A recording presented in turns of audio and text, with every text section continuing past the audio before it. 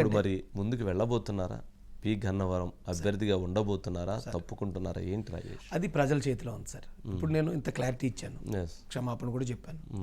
ఒకవేళ బ్రాహ్మణ సంఘాలు, హిందూ సంఘాలు పెద్దలు ఎవరైతే ఉన్నారో వాళ్ళు అర్థం చేసుకుని రాజేష్ యూ గో హెడ్ అని చెప్పి నన్ను ఆశీర్వదిస్తే నేను చట్టసభలకు వెళ్ళి మా వర్గాలకు న్యాయం చేసుకునే ప్రయత్నం చేస్తాను.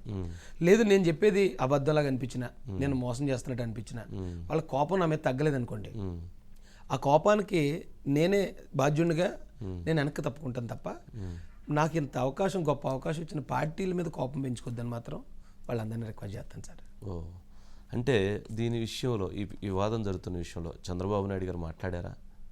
ఏం చెప్పారు? వారేం డైరెక్షన్ ఇచ్చారు మీకు? ఇప్పుడు చంద్రబాబు నాయుడు గారికి, లోకేష్ గారికి ఈ కొత్త కదా సార్, మార్ఫింగ్ వీడియోలు ఇలాంటి సర్క్యులేట్ చేయటం, లేనిపోయిన బెదిరింపులు తీసుకురావడం అనేది వారికి ఎప్పటి నుంచో అనుభవించారు. 2019లోనే ఇక్కడ రెండే కులాలు ఉన్నాయి, ఒకటి పేదలు, రెండు ధనికులు. నేను ఎప్పుడు పేదల పక్షానే ఉంటాను.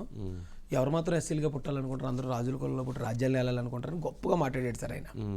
అలాంటి మాటలను ముందు వెనక కట్ చేసి ఎస్సీలు పుట్టుకుని అవమానించారు చంద్రబాబు నాయుడు గారిని సర్క్యులేట్ చేశారు. నేను కూడా నమ్మాను.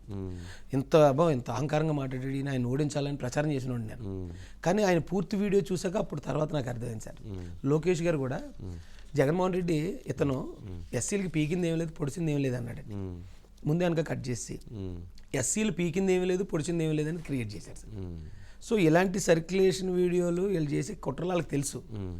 వారు దీన్ని పెద్దగా సీరియస్ తీసుకోలేదు సార్. కానీ హిందూ సంఘాలు లేకపోతే ఈ పెద్దలు బ్రాహ్మణులు ఎవరైతే ఉన్నారో వాళ్ళు కనుక దీన్ని సీరియస్ తీసుకునేలాగా ఉంటే అప్పుడు ఆలోచిస్తారేమో. ఇప్పుడైతే రాజేష్ మహాసేన, పి గన్నవరం, టీడీపీ జనసేన అభ్యర్థి వాళ్ళ దృష్టిలో వాళ్ళు ముందుకెళ్ళమనే వాళ్ళ ఆశీర్వాదాలు నా మీద ఉన్నాయండి.